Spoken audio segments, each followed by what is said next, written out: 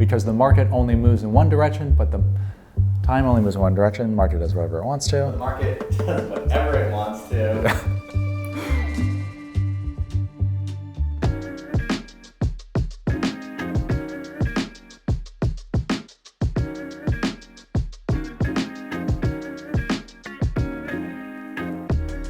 This is Time is Money, where the clock is always ticking and money is always moving. I'm Thomas Hendricks with Chrono 24 in New York City. Let's look at 3 signs of the times for October 2022. Patek Philippe's highly anticipated follow-up to the 5711 is here. What impact is the new 5811 having on the market? Everyone has seen the new Rolex GMT and everyone has an opinion on it. We'll take a look at how it's performing financially. And finally, some Tudor watches are reselling for more on the secondary and gray markets than they are at retail. What are the winning models and how did we get to this point? Let's start with Patek. Patek Philippe launched the new Nautilus 5811 in October. The highly anticipated follow-up to the 5711 features a 41mm white gold case, a blue dial with a dark gradient, and a slightly altered case construction. People either love it or hate it, or they don't really care. But no matter your personal opinions on the watch itself, the 5811 represents a tidal shift in Patek's product philosophy away from steel and back towards precious metals. And given the unprecedented hype around the 5711 over the past few years, it's worth examining if or how this will impact the upper stratosphere of the watch market.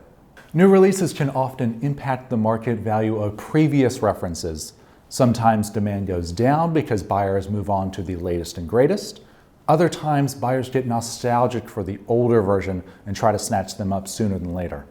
We saw the latter scenario a bit with the Rolex Batman GMT when the brand initially switched from the Oyster bracelet to the Jubilee.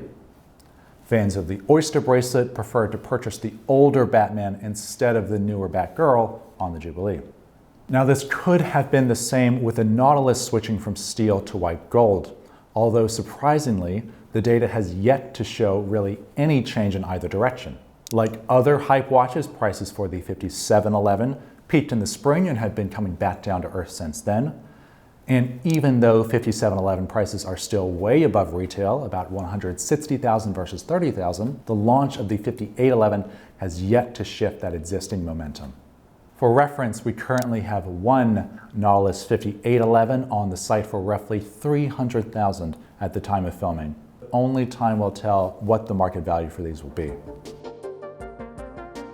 Watches and Wonders is the annual mega fair for our industry with brands large and small unveiling their novelties.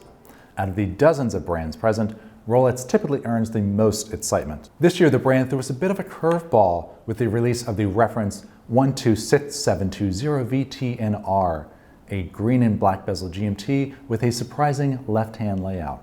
Much has been said about the aesthetics of the new GMT, like the fact that it's designed for maybe 10% of the population or that it looks upside down no matter how you hold it. But for today, let's focus on its market performance. The retail price of this watch is $11,250, but they debuted on Chrono 24 at approximately $60,000 back in May.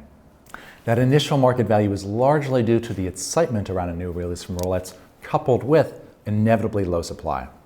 These watches have been steadily appearing more and more on the platform, thus resulting in a current market value closer to $30,000. Demand has remained stable for this reference, so we expect to see it reach an equilibrium point soon. We'll of course be tracking where it goes from here, and for comparison's sake, the current generation of the Pepsi and Batman GMTs are selling in the low $20K range.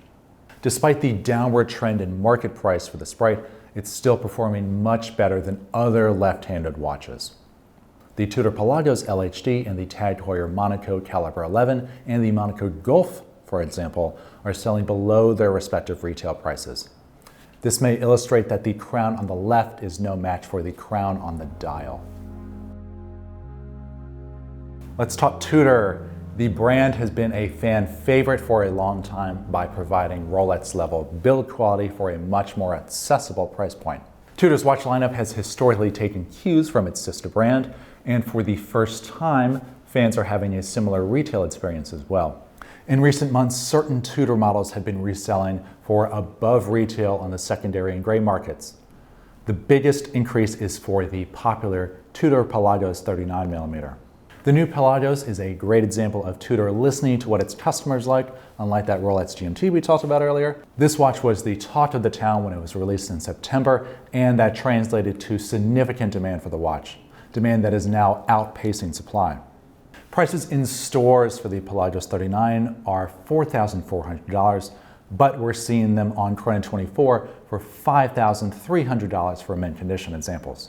This is a market shift and a cultural shift for Tudor, a brand whose founding principle is easier access. Of course, not all models are created equally. The Tudor Ranger relaunch is averaging about 10% above retail on Chrono24, about 10% as well for the Black Bay Pro. The Black Bay 58 in 925 silver and the classic steel versions of the BB58 with blue and black dials are essentially equal to their retail values.